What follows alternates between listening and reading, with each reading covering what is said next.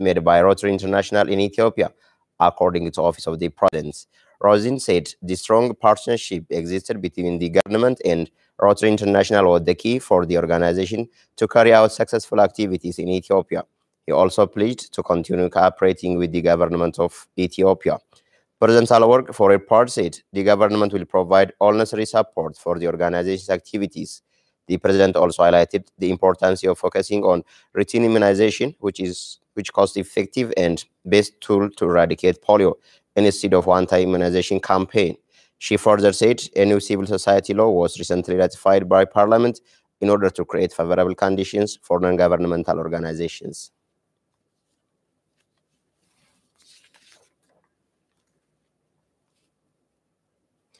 Ethiopian Prime Minister Dr. Abiy Ahmed and President Isaias Afwerki of Eritrea have held an official to Juba, South Sudan.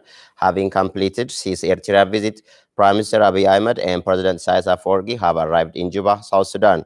According to Yamana Gebremeskel, Eritrea's Minister of Information, the two leaders have conducted a one-day working visit and tripartite summit with President Salva Kiir on regional issues of common interest. During their stay in Juba, they held discussions with President Salva Kiir and other high government officials on regional peace, economic ties, and infrastructure development. In addition, they also be addressing issues of developing joint capacities and working together in an integrated manner.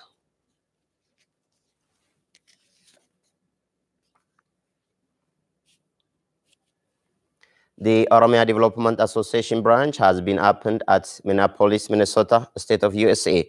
Director General of the association, Dajane Iticha, said the establishment of ODA branch has pivotal role in bridging the government and the diaspora community. Aklilu Gabru has the story. The Oromia Development Association was officially launched in North America. President of the Oromia Development Association, Dajane Iticha, also briefed about the mission, vision, and objectives of the association on the event held at Minneapolis, Minnesota. Dajane noted that the association has 7.1 million members right now. He also recommended the diaspora community to support the association to see prosperous Oromia. State Minister of Foreign Affairs Ambassador Burtukan Ayyaano also urged the diaspora community to act in unison for the developmental works of Oromia. The diaspora community have also supported the association in cash and kind. Speaker of Chafe Oromia, Lomi Bado, said working on children is decisive to promote the values of democracy. Oromia Regional State Children's Parliament has been established. Oluma Baine has the story.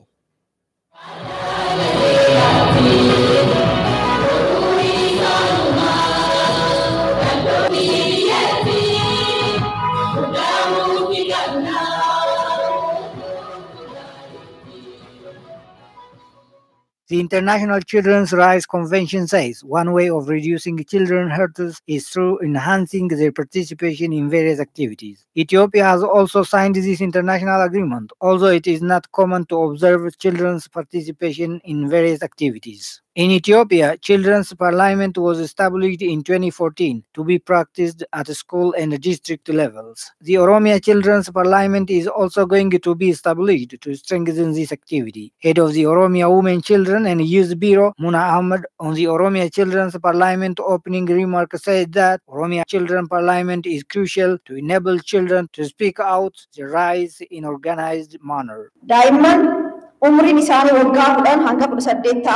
Children from age 10 up to 18, both in rural and urban areas, who are attending schools and who are not, and who are from rich and poor families, can be members and representatives of this parliament, she said. Muna noted that the parliament is also very important to shape the current generation so as to enable them to think critically. Speaker of the Chafe Oromia, Lomi Bado, for her part, said that children's parliament is very essential to build up democratic culture.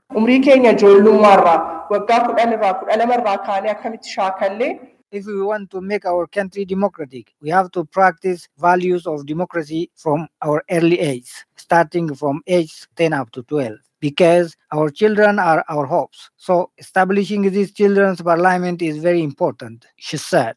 This children's parliament has its own principles and structures like that of the House of People Representatives Parliament of the country. The members of the parliament are also democratically elected from all zones of the Oromia regional state to represent the children of their zone. This year, the Oromia Children's Parliament has elected Speaker and Deputy Speaker of the Parliament.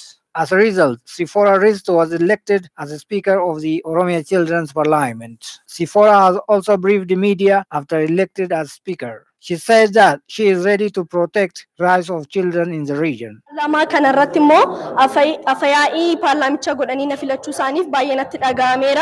very happy to be elected as Speaker of the Oromia Children's Parliament. I'm also ready to serve them honestly and fairly, she said. The filling of the reservoir of the Gannale Dawa 3 dam has been launched last Friday in the presence of Dr. Abraham Balai, Chief Executive Officer of the Ethiopian Electric Power. The CEO said the filling of the reservoir was delayed due to compensation issue of individuals who will be relocated from their areas for the development of the hydropower dam. Depending on flows of water, the dam will start power generation after 6 months, Dr. Abraham noted. The dam, which was built at a cost of $451 million US, had the capacity to hold 2.57 billion cubic meter of water and generate 254 megawatts. Ethiopia has the potential to generate 50,000 megawatts from hydropower, 1.3 million megawatts from wind, and more than 10,000 megawatts from geothermal energy.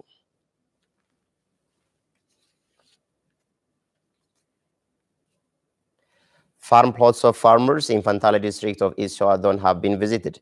It was reported that work is being done on ensuring food security in arid parts of the country is bearing fruits. Here is Fakad Brano for the detail. Farmland of model farmers of Fantale district of East Shawa zone who have been developing their farmland by irrigation has been visited by leaders and residents of the district. The farmers said they are expecting good products from this year's production.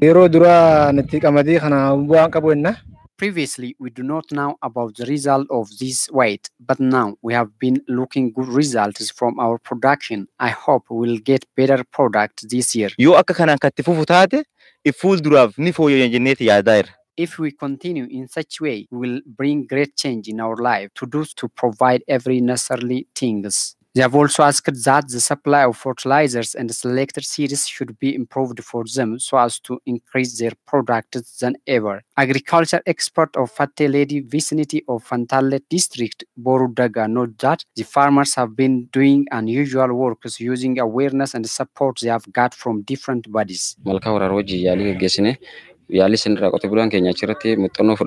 First, we have showed them how to produce different crops using irrigation. They have got good experience from what we have showed them. Now they are producing wheat by using cluster. Administrator of Fantale district, Hassan Irmias, for his part underscored that they have been working in collaboration with stakeholders to create independent society by food security.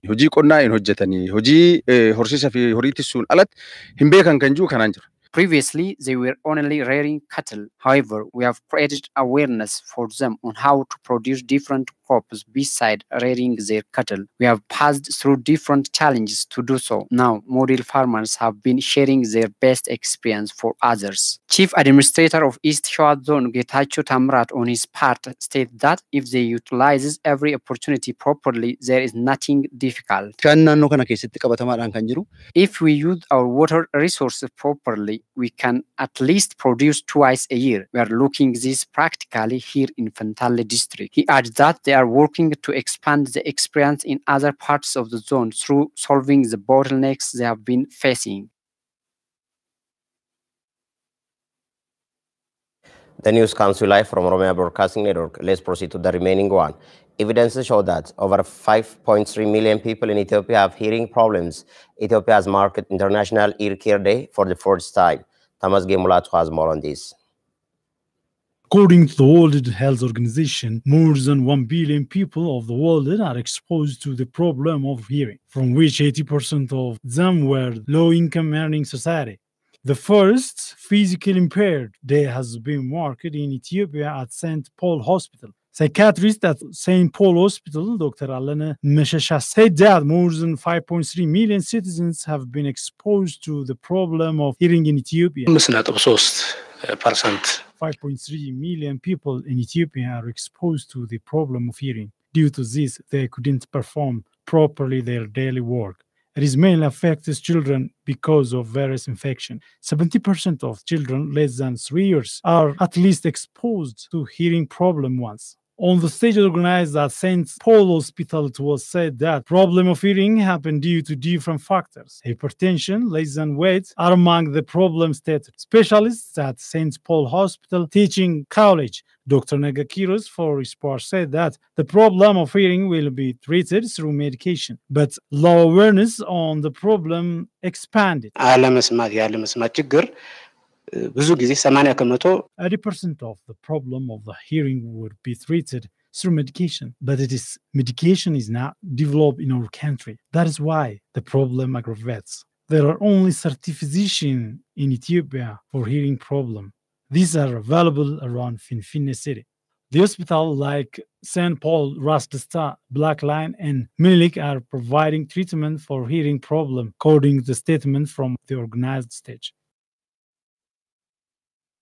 That's all for this news edition. Thank you for watching and have a nice time with the remaining OBN's programs.